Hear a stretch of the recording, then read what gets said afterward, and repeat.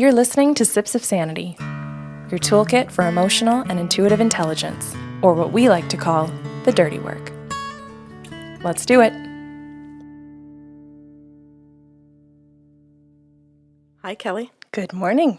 How are you today? I'm excited. Why? I like the topic. Oh, okay. Okay, well, let's introduce it right off the bat then. We're going to talk about relationship repair. And I think if anybody's been listening to Sips of Sanity for a while, this should come as no surprise, given we talked about friendships a couple of months ago, back in October. Mm-hmm. So, and part of the reason, if I just sort of give a little background to this, part of the reason I wanted to do relationship repair was that when I really heard the term and really learned what it is to actually go through this as a process, I thought, why in the heck didn't I know this stuff when I was way younger? Mm-hmm. Because you just sort of, anyway, I know I realize I'm chit-chatting about it, but you just sort of go through life in the same pattern of cycling the type of conversation that you're in. Your partner does the same darn thing. And I don't know, why don't we stop and look at each other and say, this isn't working? Yeah, and I want people to know, too, you don't have to have a partner to understand relationship repair. This can be with regards to friendships. This can be with regards to your coworker relationships. There will be elements that you can take away no matter who you're interacting with. Yeah, that's right. So over 5 shows in our whole series, we're going to talk about what breaks a relationship, what not to do after the fight, what not to do during the fight, and what a relationship can look like when you're in repair, and then what you want to do going forward to create the mutuality so that you care enough and connect enough to each other that you have a plan to go forward. Good. So we're handing them a process to navigate repair, to understand when it's needed, how it can be implemented, and how you can strengthen things. Mm-hmm. Exactly. And hopefully then, if they're doing all of that, of course, if you're listening to this thinking, okay, sounds like a lot of work to me. Well, it is. Relationships are a lot of work. And if you're sitting here being like, well, that sounds like a lot of work, like fucking isolate yourself. Don't be around people if you're going to be that person. I could just see some people going, cheers, I'm with that, Kelly. Yeah. Yeah. And if you work, if you raise kids, if you've chosen to be in a partnership, a friendship, then you have a responsibility to showing up as a healthier version of yourself. And I'll say for your own self, and not just for the other person. But when you show up unhealthy, then you're creating a ton of anxiety for yourself, and that anxiety is going to be reflected in your health. So hopefully people can be interested and want to stay tuned for this. So let's start, Cal. Let's jump right into relationships and how they break, what crashes your relationship. And I know that there will be regular listeners that are going to be super excited at this point right now. Get up, get out of your chairs, folks. You can start doing your dance and screaming the 15 forms of verbal abuse. And if you are a regular listener and you don't know that, have another drink of your coffee. Because you should know by now that participating in or being in a relationship where somebody else is using forms of verbal abuse is going to be one of the things that deteriorates your relationship. And I'm not going to go into them because I'm going to assume that people know them, or that they're going to go online and they're going to type in 15 forms of verbal abuse and up pops Patricia Evans with her verbally abusive relationship book. I want to move on to the other things that crash a relationship. One of them is just not listening at all. Not listening to what the other person is saying. And by that, I mean that you can be daydreaming while they're talking to you.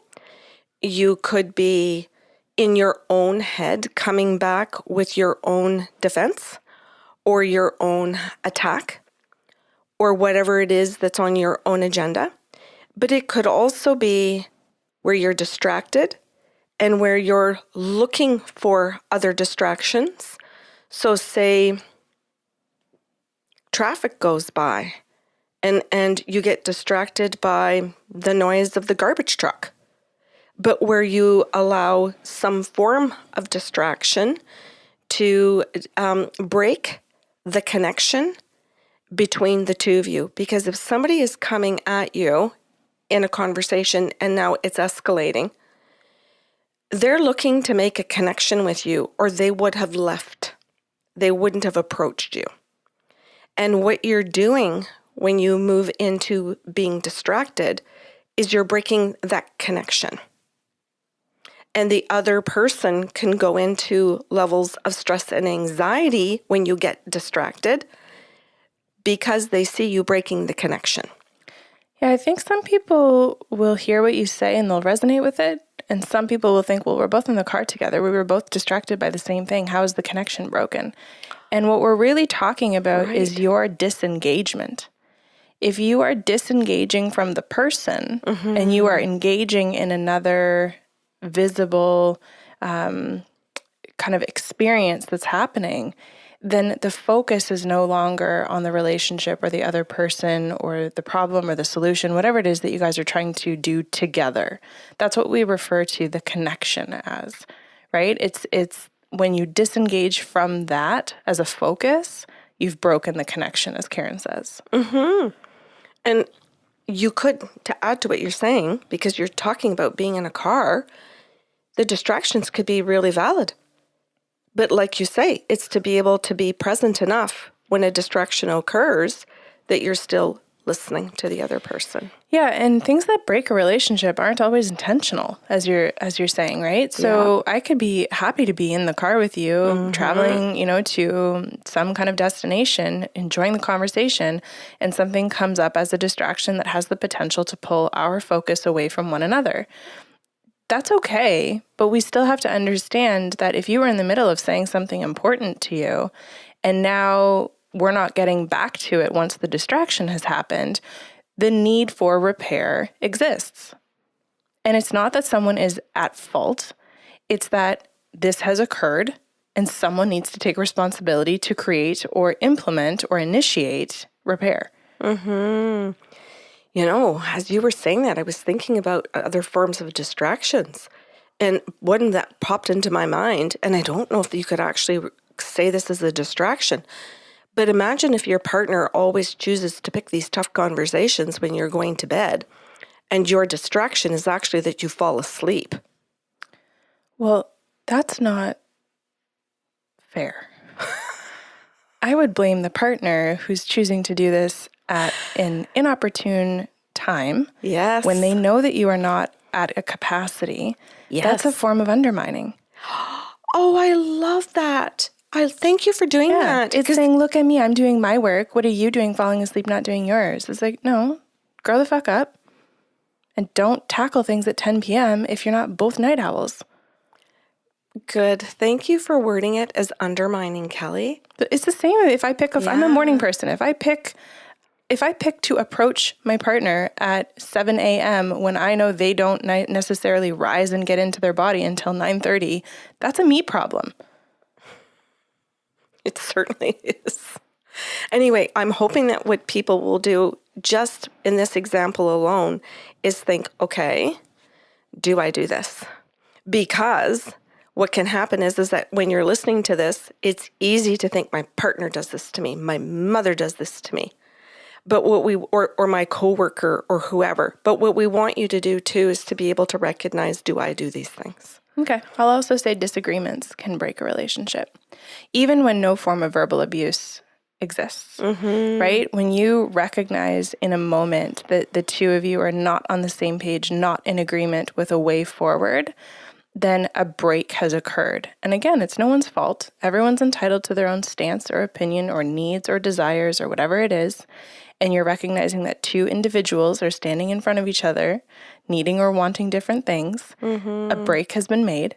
And now we need to figure out what the repair needs to look like. I like how you say that even in your tone of voice, because it could be that the break occurs and you could be calm about it and go, oh, okay, I see a break here. We have some work to do on this. Or you could respond dysregulated and go into anger over it and have a response that's really challenging for your partner to be able to say, okay, I want to be engaged in resolving this with you, versus with that attitude or that tone of voice, I don't want to be. Yeah, and the I don't want to be can be I'm right and you're wrong. It can also be I don't want to engage, so I'll let you be right and I'll be wrong. Oh, That's still a break. yes. The repair is not acquiescing to the partner and saying, you have it your way, honey, so that we have peace and harmony on the surface. You've created a break. Oh, Kelly, that's such a good one, because I think that the people that acquiesce don't believe that they're the breakers. They think they're the ones that are constantly mending the relationship. They think that they're the ones that are wearing the hats that keep the relationships together. Well, here you've got the actually operative word, keep. Peacekeepers are actually breakers. Peacemakers who actively involve themselves in bringing people and ideas to the table and creating collaboration, they are healthy fixers. They are healthy solution-focused problem solvers. It's not the same thing as someone who actually breaks. Yeah, that's good. Okay, so why don't we leave it at that for today? And then if people want to join us for the rest of the series on patreon.com/the Sarlos, then we've got Tuesday's episode, which is what not to do when the break occurs.